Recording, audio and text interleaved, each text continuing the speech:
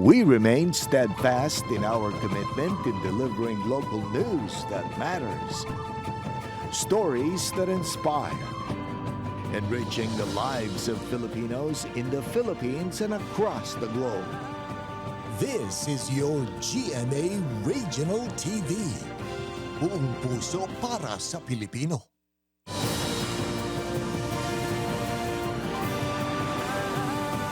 Ini ang GMA Regional TV 1 Western Visayas. Kapugsaw maing hapon, ining One Western Visayas. Sadsaran sa kamaturan, kagwala sang ginadampigan. Ako si Idan Prietos live ikandiri sa GMA Bacolod Station. Magadulong sa inyo sang komprehensibo nga mga balita sa Kabisayan nakatungdan. Ako si Caitlin Revilla, live sa GMA Iloilo Station.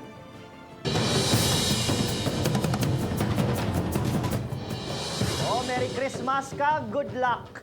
Pila ka mga lugar nga ginaservisyohan sang Metro Pacific Iloilo Water ang makaeksperyensya sang mahina ukon wala gid sang supply sang tubig. Mga konsumidor, nagadiskarte na lang agud may magamit nga tubig bangod sa kakulang sang supply. Ini ang gitutukan ni Zen Kilantang. Kung ginbaha ang madamo ang mga lugar sa Iloilo sang nagligad nga inadlaw, subong problema naman sa kakulang sang tubig ang ginaatubang sang pila ka mga konsumidor sang Metro Iloilo Pacific Water. Ginanunsyo sang MPIW nga pila ka mga lugar nga ginaserbisyuhan sini ang makaeksperyensya sang mahina o kun wala sang supply sang tubig. Lakip sa mga ini ang bugos nga banwa sang Pavia, Santa Barbara, porsyon sang banwa sang San Miguel, bugos nga distrito sang La Paz, Lapuz, Mandurriao, City Proper, Molo, Arevalo, kag porsyon sang Haro. Samtang wala naman sang supply sa bugos nga banwa sang Maasin kag porsyon sang banwa sang Kabatuan. Sunod sa MPIW, bangod sang pag-ulan nga nagtugas sang pagbaha na apektuhan man ang supply sang isa ka mga bulk water supplier. Gani ang mga konsumidor sa Barangay Tigom, Pavia, nagasalig na lang kung saan makalabot sa ila lugar ang rasyon sang tubig sang MPIW. Wala ako mag-inject, gastak lang kami tubig tapos ginano naman, pundo naman dira. Basta manutin isa, laton mo, manuras lang mag-inject. Siyempre may ubra kami, may duty kami. Lang-alang din sa oras eh. 3 na kaadlaw nga wala nagatubod ang gripo ni Tatay Jose, gani nangita na lang ini sang water refilling station agud may magamit nga tubig. Sa may kwan sa may refilling daw. Kamam lang na. Kakuha ako, kinabutang ko sa drum to, reserva na mo tuti. Huwag kasing kwan to, huwag kasing usaron. 3 ra gani, titangki ko urot na.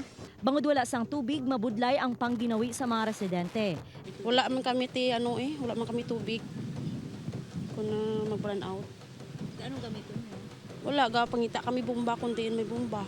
Sunod sa MPIW, may mga nagaroving naman nga water tankers ang MPIW agud mag-augment sang tubig sa mga apektado nga lugar. Mag-resume ang normal nga supply sang tubig sa oras nga matapos ang ginapatigayon nga declogging operations. Upod ka mga Porkia, Zen Kilantang, Western Visayas.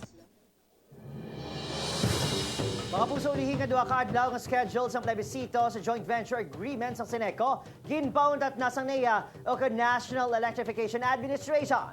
Yaring balita nga aton gitutukan. Formal na naging kansela sa National Electrification Administration ang nabiling schedule sa plebisito sa Sabado kag Domingo. Sunod sa NEA, alang-alang na nga makalagas ang no votes sa masobra 98,000 yes votes ginarehistro sa masobra 105,000 voters turnout. The threshold of 50% plus one was already achieved, and NEA has approved and directed the SEDECO to conclude the plebiscite.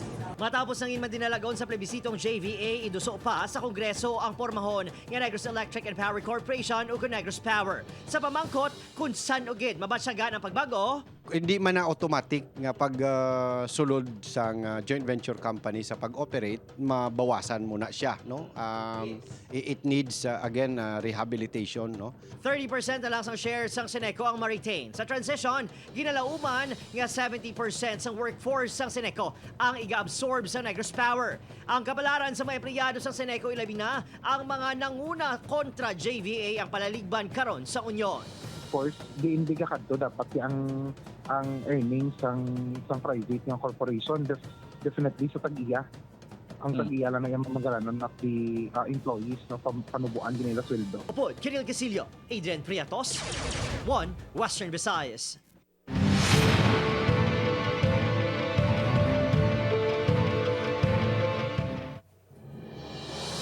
Ikalimang adlaw sang filing sang Certificate of Candidacy sa Iloilo City nangin matawhay.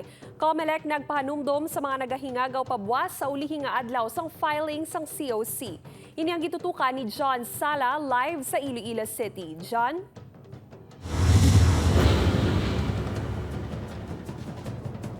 Kate, kung imo madumduman sa unang nga adlaw sang filing sang Certificate of Candidacy, madamo ang nagreklamo bangod wala sang sistema o kundi organisado ang pagpatuman sang linyahanay apang subong talulupang doon nga mas matawhay kag mas masulhay na ang pag-submit sang Certificate of Candidacy. Mas organisado na kag talulupang doon nga wala na sang nagasalangisag ang mga aplikante sa filing sang Certificate of Candidacy sa isa ka mall sa Iloilo City. Si Alchea naghingagaw sa pag-file antes ang deadline. Para mabalaan naman nila kung ano naman subong nga generation kay siyempre sa una lain man mo we need someone nga ka-open-minded sa subong environment. Sa ginalauman nga 6.8 kalibo ka mga maga-file sang COC sa Iloilo City, masobra na sa 5 kalibo ang na-record sang Iloilo City COMELEC. May pahanumdum naman ang COMELEC sa mga mahingagaw sa uli nga adlaw sang COC filing buwas. Ang Certificate of Candidacy nga i-submit nila sa aton dapat at least 3 ka kopya, no? Ang photo or picture nila sa gina-attach sa Certificate of Candidacy is size niya is passport size, no? Kay may mga naga-submit diri sang COC nga 2x2 and 1x1 ang ilang size ang picture, no? Dapat legal size bond paper, no? 8.5 by 14 or 8.5 by 13 or long size bond paper. Kag pahanumdum sang COMELEC Iloilo City sa mga naka-file na, may ginatawag na kita nga premature campaigning, no? Tanan nga aspirants nga nag-file sang COCs nila for the barangay and SK elections, hindi na sila dapat mag-conduct sa mga campaign activities. ang mga nag-file sang COC o kung ang mga kandidato ang ginadumilian sa pag-promote sang ila advokasya sa nagkalain-lain nga platforms, magbutang sang posters o kung anuman nga election-related materials humalin September 3 to October 18, 2023. Formal nga magasugod ang election campaign period sa 2023 barangay kag sangguniang kabataan elections sa Oktubre 19 to 28.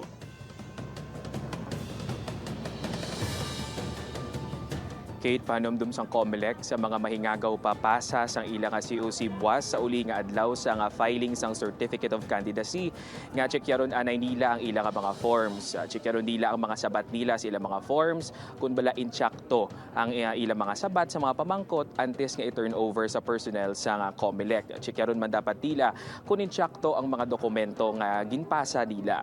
Pahanumdum sang COMELEC sa ila, Kate, nga temprano sila nga magpadulong diri sa filing area agod nga hindi man sila madugayan sa ilang sunod sa mga protocols sa Commission on Election. Pasalig man sa COMELEC Iloilo City nga in kaso magdag sa liwat ang mga ma-file sang ila COC, preparado na sila sa mga measures nga ila ipatuman. Kate? Madamo nga salamat, John Sala. Although mayuman, President Ferdinand Bongbong Marcos Jr. nagmando sang price ceiling sa bugas. Mga manugbakal, tuman ang pagpasalamat. Nakatutok, Fest Ordales. Pinagi sa Executive Order No. 39, Series of 2023, ginmando ni President Ferdinand Marcos Jr. ang price ceiling sa bugas sa bilog na Pilipinas. Nakasaad sa mando nga 41 pesos kada kilo ang regular milled rice, samtang tubtob lang 45 pesos kada kilo ang well-milled rice. Ini ang base sa rekomendasyon sa Department of Agriculture at Department of Trade and Industry bangod sa report nga pagtaas ang presyo sang bugas nga naglabot sa 45 to 70 pesos kada kilo. Sa Iloilo City, dako ang pagpasalamat sang pila ka mga manugbakal. Pasalamat ko kay nagdubo ng bugas para nga maka sang mayo makahulag-hulag naman ta kung magnubo ang bugas. Bentahan naman para sa manugbaligya nga si Christian ang tikang sang presidente agud makabawi sa pigado nga bentahanay. Okay kay para magbalik ang mga dati na mga customer kag para daw dama naman ang magbakal.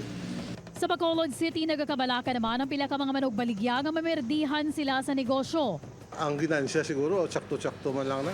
Pigaw gid ang bakla na subong. Pero maayo naman ini nga balita para sa mga manugbakal. Kung may kwarta ka, na damo, pwede ka bakal tingob. Pero kung wala, insakto kita kilo-kilo.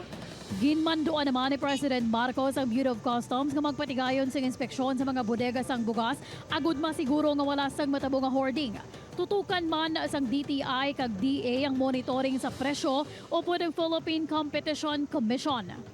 Tess Ordales, One Western Visayas. VPWH wala sang may nakitaan nga pag-usmod sa isa ka semana nga monitoring sa mga ginpatigayon nga dynamic load test sa Ungka flyover. Apang resulta sang tests hindi makabig conclusive suno sa DPWH 6 Regional Director. Ini ang gitutukan ni Zen Kilantang. Ginpatigayon sang Department of Public Works and Highways ang ulihi nga dynamic load testing sa Ungka flyover kagabi sa diin ginpaagyan sa mga salakyan ang nasambit nga proyekto. From 75 service vehicle, may ara gani private nga nagpupod nga nag-test drive sa babaw. And we conducted our tests continuously for 2 hours. And then a series of stops ang gingamit naton para nga may static load kita. 7 kagabi nga ginhimo ang test agud masiguro nga wala sang vertical displacement o kung pag-usmod sa mga pier o kung poste sang flyover kung paagyan ini sang salakyan. Kag sa monitoring sang ahensya wala sang may nakitaan nga paghulag. Apang pagklaro ni Engineer Oropel, Hindi na siya conclusive ang aton kasi ang testing tayo through elevations ang ginagamit natin. But it is not conclusive. Pero so far ang aton nga result wala din movement. But then gusto ko i-clear, hindi na conclusive. ginalantaw ang posibilidad sa liwat nga pagbukas sa Ungka flyover apang suno kay Oropel, inipang ikonsulta sa third-party consultant kag sa Bureau of Design sang DPWH. Give us also a little understanding na ang tanang-tanga action hindi action ng regional office 6, kundi action ini sang ato nga collegial isa collegial decision. Una na nga ginhinyo sang transport groups kag commuters nga mabuksan ang flyover agud mapahagan-hagan ang mabugat nga trapiko sa lugar ilabi na kun rush hour. Upoy Kirumal Porquia, Zen Kilantang, One Western Visayas. Mga kapuso, ang GMA Network ang nagapangita sa mga aplikante para sa mga bakante nga posisyon. Sa mga interesado, pwede ka mo magpadala sang application letter kag resume sa Regional TV at gmanetwork.com.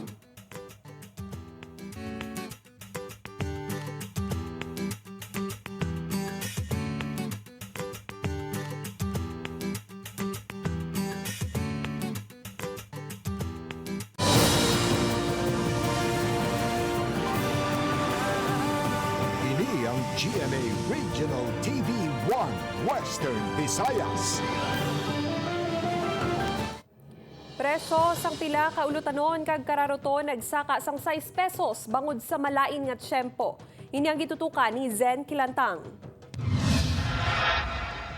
Sa mga may plano nga mamalaklon o kun manindahan sa weekend, ipreparan na ang budget agud hindi makibot sa presyo sa mga balaklon.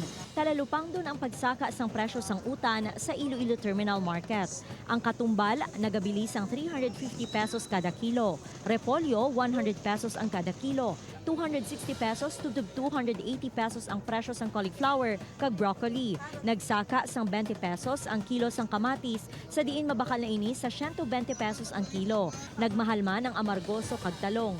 Sunod sa mga manugbaligya, halos nagsaka ang presyo sang utan bangod man sa malain nga tiyempo. Ay sa mo naguro nga bagyo eh. Oo, kahit sa una nga daw wala man bagyo daw, hindi man niya mukha dako ang magmahal ya. Magluwas sa utan, nagtaas man sang 30 to 50 pesos ang kilo sang isda, 160 pesos ang kilo sang tulingan, 170 pesos ang kilo sang tilapia, 200 pesos ang kilo sang tamodlong kag bulaw, 220 pesos ang kilo sang bangros, 240 pesos naman ang kilo sang dubla-dubla, 260 pesos ang kilo sang bukaw, ang kalampay ang mabakal sang 200 pesos ang kilo kag 300 pesos ang kada kilo sang kasag. Mabakal naman sa 340 pesos ang kilo sang lukos, samtang 400 pesos ang kilo sang pasayan. Gamay gidyang supply subong sang isda kay tungod sa bagyo-bagyo. Samtang umpisa subong adlaw ginpatuman man ang saka sa presyo sang liquefied petroleum gas o kon LPG. Naglabot sa 73 pesos ang saka sa tagsa ka 11 kg sa subong nagdangat na sa 934 pesos. Tubtub 1,014 pesos ang presyo sang LPG. Gani ang bake shop nga ini apektado man ang negosyo. Wala naman tayong ibang paraan. Kung itigil yan, wala na tayong hanap buhay. Sunod sa LPG firms, ang pagsaka sa presyo ang kasunod man sa adjustment sa presyo sa international contract prices. Upoy Kirama Perkia, Zen Kilantang, One Western Visayas. Bao kadasig, Burmans na mga puso. Espiritu sang Pasko na batyaga na sang pila ka residente. Yaring balita nga itong gintutukan. Sana ngayong Pasko ay maalala mo. Sa tagsa kapagpatak sang Setyembre 1, nag-arangkada na ang longest Christmas sa bugos sa kalibutan, ang Pasko sa Pilipinas. Sa pagsugod sa Pasko, bilang malawig na nga tradisyon, lauman yung mabatian sa diin kaman magkadto ang mga kanta sang aton kasimanwa nga si Jose Marichan. My idea of a perfect. Si Papa Cholo sang Barangay FM 107.1 Bacolod. Jose Marichan classic na ang paborito nga patukaron para sa mga puso naton nga feel na ang Pasko. Ang Christmas wish ko is tagaan ako sa good health, tagaan ako sa maayong nga pamensaron. Ang mga Christmas season song request naman ang ginapaabot nga magbaha. Pagkapatong sang bulan sang Setyembre, nag-play kami. All out kami sa pag-play sang mga Christmas songs. Para sabayan ang Christmas vibes sa aton ng mga kapuso. Apang pag-ako sa iban, bangod first day pa lang sang birth season. Pila sa mga kanta ang daw ilak kuno nalimta na. Na. Ang Pasko ay sumapit. Always calm, always bright. Ano ba lang handom sa aton mga kapuso, subong nga nagahilapit na ang Pasko. Kayong lawas lang. Kag medyo makatuluti bawas lang sa pangabuhi bla. Gusto ko magbarato ang aton nga mga baligya sa merkado. Ang tagsa-tagsa magtagay sing maayo nga pagtamod, ang gugma kag ang maayo nga pagtamdanay. Opa-Jiril Casilio, Adrian Prietos. One Western Visayas. Banwa sang Oton, Iloilo, ginpaidalom na sa state of calamity. Pila ka buluthuan sa Banwa, amat-amat na nga nagapatigayon sang klase, apisar nga nabahaan. Ini ang gitutukan ni John Sala. Ginpaidalom sa state of calamity ang Banwa sang Oton ini matapos nga kapin 80% sang Banwa ang nahalitan sang pagbaha sang damlaglang. Sa datos sang Oton MDRRMO 22 sa 37 ka mga barangay sang Banwa ang naka-eksperyensya sang pagbaha. Matapos sa ginpaidalom sa state of calamity sarang nga magamit sang Banwa ang Quick Response Fund sini nga napaidalom sa Calamity Fund. 11 something or the 12 million nga 5% Calamity Fund ni Oton. May 30% of that would be probably between mga 4 million something. Amo na ato nga QRF. Hindi na mataas ang tubig sa kabarangayan apang may pila sa gihapon ka mga lugar nga wala patigayon nga nag-subside ang tubig. Sa Senator Francis C. Zulueta Memorial School sa Barangay Trapiche, nga isa sa mga gingamit bilang evacuation site, pila lang sa mga estudyante ang nagbalik sa klase subong adlaw. Sa opening sang face-to-face classes kahapon, sa masobra 800 ka mga enrollees, yara lang sa ganabulubanta 50 ang nag-eskwela. Very limited lang gid sir ang number of pupils na nag-alabot kay because of naibaha man sa ila. At the same time, gintagaan taman considerations ng iba ng mga teachers kay mismo sila nabahaan man. Pila sa mga classrooms ang hindi sa gihapon magamit matapos ginsulod sang tubig baha. May mga porsyon man sa bulutuan nga ginabaha sa gihapon tubtub sa karon. Gani ang mga Iloy nga sanday Anadelia kag Evangeline nagbalik sa bulutuan agud nga magbulig paninlo sa mga hulot klasihan. Para magbalik sa Monday, tinlo na sila Pero sa mga kabataan bala nang kung maglakat-lakat hindi na tamaan kay ko maka-learn man sila sa para maka-kon man sila sa maayo man nga pag tudlo sa mga maestra sa face-to-face gid. Sa Lunes ginalauman nga makabalik na sa full face-to-face classes ang mga bulutuan sa Banwa. Upod kay Hans Desierto, John Sala. One Western Visayas. Bawo sa pagkadamo, malapit 110,000 ka mga estudyante ginalauman nga magbalik sa eskwela sa Bacolod City sa Lunes. Maginbahang eskwelahan todo na sa pagpanglimpyo. Yaring balita nga atong gintutukan. Ining sitwasyon sa Iluminado S. Nesha Senior Elementary School sa Barangay Cabug. 3 kadlaw antes magbukas ang klase sa mga pangpublikong eskwelahan sa Bacolod City. Ang Iloy nga si Sheila, hands-on sa pagpamintas ang hulot klasihan sang bata. Sana na kasi mana, sir. Isa na kasi mana. Nigad pa ko di si mana, dodlaw, ko di. Apang matapalan man sang pintang pader, kitaon sa gihapon ang problema. Masobra 1,600 enrollees ang eskwelahan halin kinder to grade 6. Ang magabulos-bulos sa 27 ka classrooms. 20 diri ang magabay pa ang espasyo. May napulong ang classroom sa subject for condemnation o kung kinahanglan na i-demolish bangod late 1950s pa ginpatukod. Ang ini naman yung mahulot klasihan ang masami ginabaha. O hindi lang matudlo og matindog ang maestra, tanan ni dala sa maestra, janitor, yaya, and everything na. So, number one, sir, sa part sa teachers sa Kabudlay, yung number one is ang classroom ginahimo na evacuation areas. Isang nesya sa mga prioridad sang DepEd nga mangin ready sa abri klase sa Lunes matapos ginsulob sang tubig baha. Masobra 110,000 ka mga estudyante ang ginalauman nga magbalik eskwela sa 70 ka eskwelahan sa idalom sa Division of Bacolod City. May 10,000 pa ka mga ginapaabot nga magpa-enroll. Sa Negros Occidental High School, 9,271 ka estudyante ang ginapaabot sa Lunes. Nagsaka sa mga sobra 200 ang school population sining school year. Apang palaligban, bagod 175 lang ang hulot klasihan, kag 274 lang ang mga manunudlo. Nambalang ko man sila nga, why na sa amon nga eskwelahan, no? Kaya aral man lang lapit sa inyo. Ginamo ko na lang na. Masobra 50 ka eskwelahan ang gingamit bilang evacuation centers bangod sa pagbaha sa syudad. Rason, yung ipaiwayan ang pagbukas ng klase subong nga simana. Sa Division of Negros Occidental naman nagdangat sa 324 ang classrooms nga ginhingagaw limpyo bangod na halitan sang pagbaha ilabi na sa Pulupandan. Opo, Kiril Gasilio, Adrian Priatos, 1 Western Visayas.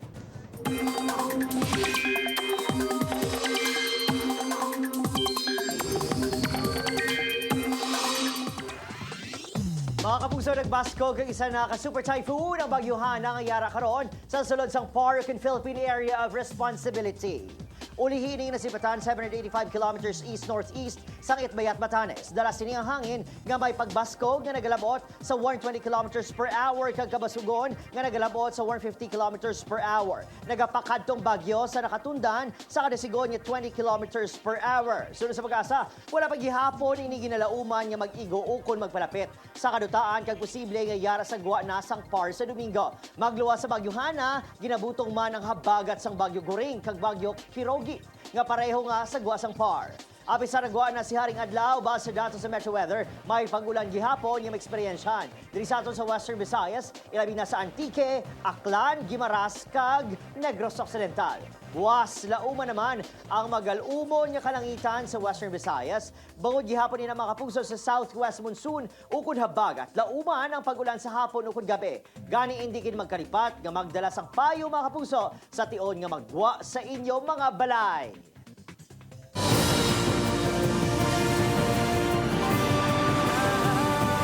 Ini ang GMA Regional TV 1 Western Visayas. Mga alkalde kag local economic enterprise officer ginhanas kung paano mangin agripreneurs agod mapasanyog ang ekonomiya sang ilatag sa mga nasakpan. Ini ang gitutukan ni Tess Ordales. May kwarta sa agrikultura ilabi na sa pagpanguma. Ini ang mensahe sa ginhiwat nga negosyo sa bayan, Entrepreneurship Support and Development Training nga gintambungan sa mga alkalde kag local economic enterprise officers sa nagkalain-lain nga syudad sa pungsod diri sa syudad sa Iloilo. Sunod sa Executive Directors ng Development Center for Future Leadership, dako nga bentaha kung mag-umpisa sa alkalde ang suporta papanaog sa mga mangungumagod magkumpiyansa man sila. Kasi yan naman talaga ang very important that our LGUs becomes enabler of business so that business also can help other people. They also pay taxes. So the more business, the more growth in our economy. Isa sa mga nagpakigbahin sa expertise pagabot sa negosyo, si Alvin Laceda, naluyag ang ganyuhon ng bagong henerasyon sa pagpanguma. Kasi bilang kabataan, tayo yung magpupush ng innovation. Tayo ang tutulong na lumawak pa or lumaki yung food production natin. At the same time, ibahin natin imahe ng agriculture. It's not old, it's not mahirap. pwedeng maging mayaman. Tuma naman ang pagpasalamat sa alkalde sa Mahayhay, Laguna, bangod mas naging mathag kuno para sa iya mga pamaagi kung paano mangin agripreneur. Kasi po ayoko nang ang mga magsasaka namin ay yung tinatawag na magsasaka lamang, yung producer lamang. Gusto ko ay manage nila kanilang negosyo, maturuan sila ng financial literacy. And of course, kung maaari ay magtayo sila ng sariling processing. Suporta naman sa gagmay nga mga negosyo ang isa sa mga pamaagi sino kay Mina Akram, agud amat-amat nga magsanyoging ekonomiya sang banmuman o konsang syudad. Once na they are able to support and really provide yung assistance sa mga maliliit na negosyo, mas makakatulong yun sa lokal na ekonomiya nila. So it's actually give and take, no? The more that you support the small businesses, the more it gives back to the local community as well. Tess Ordales, 1 Western Visayas.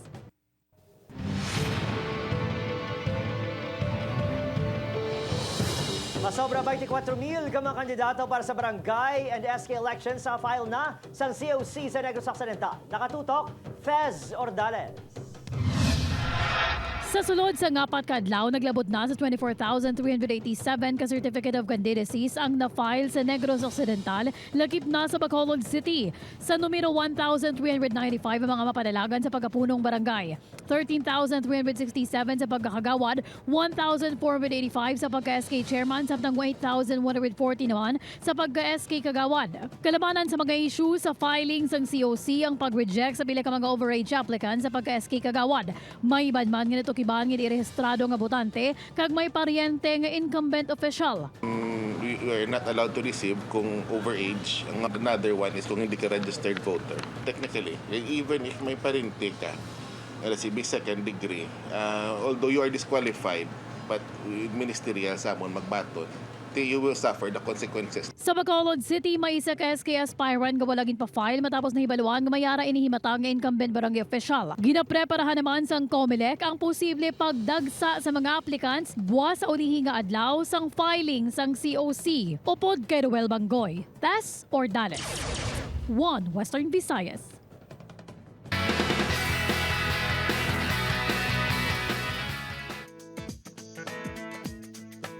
Isa na naman ka dance cover ang gin-perform ni Kapuso Primetime Queen Marian Rivera nga nagpabilib sa netizens. Ini ang rendition niya sang Shake That Ass by 50 Cent Challenge.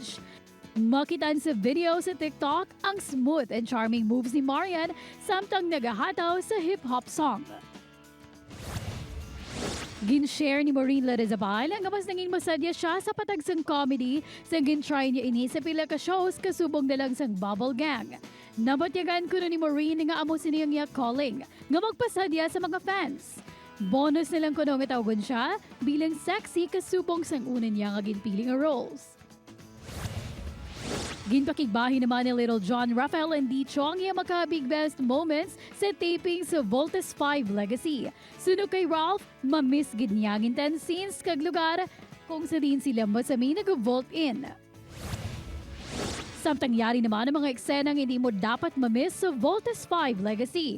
Si Rothgar makabalik na sa Buzan. Ang balaing nga plano ni Zambo Gil Batok sa iya, madayonayhan ang katapusan sang TRR tumapunggan balas sang Voltes 5. Inakagiban pa nga maaksyon ng mga eksena ang bantayan sa Voltes 5 Legacy sa GMA Telebabad pagkatapos ang 24 oras. Mga puso, para mas mapasangkad pagid ang pagdulong sa mga balita kag impormasyon sa Western Visayas. May magabalik nga makaupod naton umpisa sa Lunes, September 4. Sigurado nga kilala gid ninyo ini siya kay kaupod na ninyo ini sa masobra isa ka dekada sa pagdulong sang balita tag sa kahapon. Mga puso, ululupod naton nga tanawon ini. Lilikumin ang lahat ng datos, susuriin ang bawat detalye at iahatid ang buong balita. Tatalakayin ang mga kinakaharap ng ating bayan sa pangunguna ni Gertrude Charlotte Tan sa kanyang pagbabalik sa pagbabalita. Kasama sina Adrian Prietos at Caitlin Redilla sa One Western Visayas. Lunes hanggang Biyernes alas 5 ng hapon sa pagpapatuloy ng mas malaking misyon at mas malawak na paglilingkod sa bayan ng GMA Integrated News, ang News Authority ng Filipino at ng inyong GMA Regional TV dahil local news matters. Welcome back po sa Jethro Charlotte Tan sa imo nga pagbalik. Sigurado ako nga dala mo sa gihapon ang wala nagakalingkang nga pagdulong sang balita nga may kredibilidad. Welcome back to your first love. We're honored to have you back on board again. Welcome, Jert. I know madamo gid sa aton nga mga kapuso viewers ang excited sa imo liwat nga pagbalik. Madamo gyud nga salamat Adrian, Kate, kay sa aton nga mga kapuso nga padayon nga nagasuporta sa GMA Regional TV 1 Western Visayas. Isa ini ka dako nga oportunidad nga liwat ko kamo makaupod dag sa kahapon. Salamat sa padayon nga pagsalig kag magalaom kamo nga padayon kami sa pagdulong sang mga balita kag impormasyon nga dapat ninyo mahibaluan. Gani sugod sa Lunes ha, ululupod kita nga magtutok alas 5 sa hapon. Mahimo ninyo malantaw ang ini nga episode sa GMA Regional TV official website www.gmaregionaltv.com. Pwede man mabisita kag i-click ang subscribe button sa GMA Regional TV official YouTube channel para sa mga updated nga balita. Exciting! Kag sa aton mga kapuso diri sa Western Visayas, kag subong man sa aton mga kapuso abroad, madamo gini salamat sa inyo padayon nga pagtutok. Ako si Eden Priatos. Mga kapuso, mag-isa kita kag hibaluon ng mga balita tungod Local News Matters. Ako si Caitlin Revilla, naghahatag importansya sa mga balita lokal. Kag ako si Jethro Charlatan, ini ang One Western Visayas bugos nga puwersa para sa mas dako nga misyon kag mas masangkad nga pagserbisyo sa pungsod.